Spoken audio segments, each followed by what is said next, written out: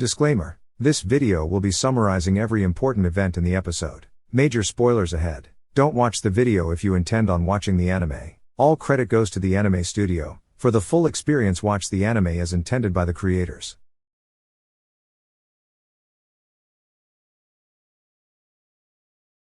Episode 2, Call and Response. The episode starts off by showing the aftermath of the collapsed building. We see Lisa returning home to her mother, who corners her and accuses her of planning to run away from her too. Clearly the mother has attachment issues and is very paranoid, which, reasonably, makes Lisa very uncomfortable. Lisa escapes to her room and thinks back to 9 saying there is no going back now, which makes her feel scared and bound by those words. At a police conference, we are introduced to Kurohashi, chief of the 1st Investigation Division. Details of the attack are discussed, along with a statement that there were no victims, and only 27 minor injuries. They go on to mention the video posted online, warning about the attack before it happened. They cannot track who posted it, and they cannot review the footage from the building because the cameras weren't working due to the power outage. An expert claims the bombs used were composed of thermite, which is hot enough to melt through iron and concrete. Since the bombs were placed on support pillars, which melted, the building couldn't support its own weight, resulting in collapse. However, there was one TNT bomb used, the one Lisa planted.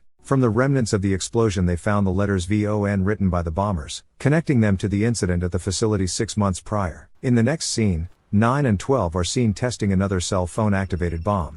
At the police station, Chief Kurohashi is seen discussing the connection between the facility incident and the bombing with another higher up. They decide not to disclose the connection between the events to the public so as to not cause a panic. 9 and 12 are having a casual conversation about the bombing while working on something in a garage. 9 mentions the reason he called Lisa an accomplice was just to scare her, to which 12 asks if that's all it was. We don't get an answer. They play rock paper scissors to decide who's going this time. 9 loses, and makes a food delivery to a police station while posing as an employee of a noodle shop. He nonchalantly makes his way through the police station, stopping to leave a tag on a fire extinguisher, before hiding the delivery box in a specific room and placing a hidden camera above it. We cut to the police archives, in the other police station, where Shibazaki and Mikuya are once again slacking off. Mikuya finds the second Sphinx video as soon as it's posted and shows it to Shibazaki. The video tells everyone, especially the police, to pay attention to their riddle. What first walks on 2 legs, then on 4 legs, and finally on 3 legs?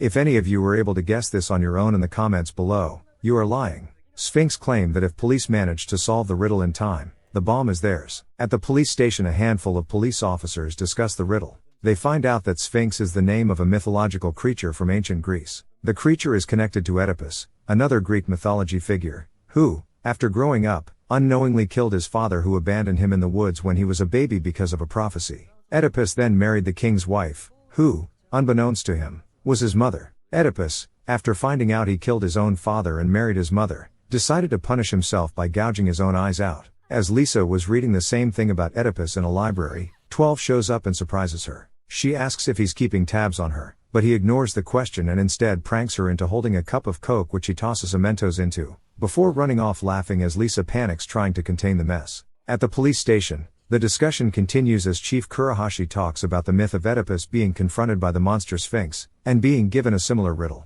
What walks on 4 legs in the morning, on 2 legs in the afternoon, and 3 legs in the evening?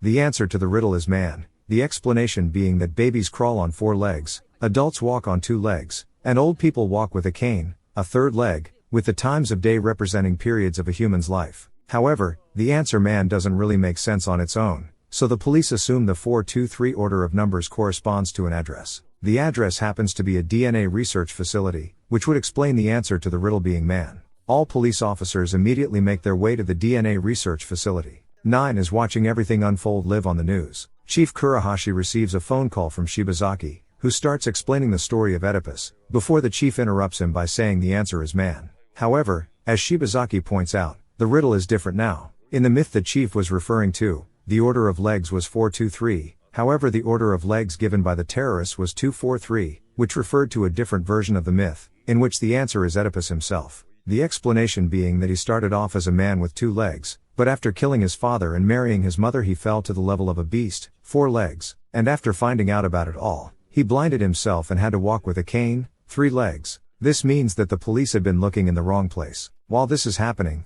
Lisa catches up to 12, who coldly states that she is an accomplice, but that doesn't mean she's one of them. So if she makes one false move, he will kill her. Shibazaki continues explaining over the phone, and mentions how in the video the terrorists said, quote, "Everyone, especially those of you from the police, here's a riddle for you," implying that the bomb is where the police themselves are, just like how the answer to the riddle was Oedipus himself. The address corresponding to the 243 sequence of legs given in the riddle is the address of a police station. Shibazaki got it right. However, he wasn't quick enough. The camera cuts to 9 making a call and activating the bomb he placed in the police station. Chief Kurohashi tells Shibazaki that plutonium was stolen from a nuclear fuel reprocessing facility, and that they believe the Sphinx bombers are connected to it. The chief then asks Shibazaki to come back.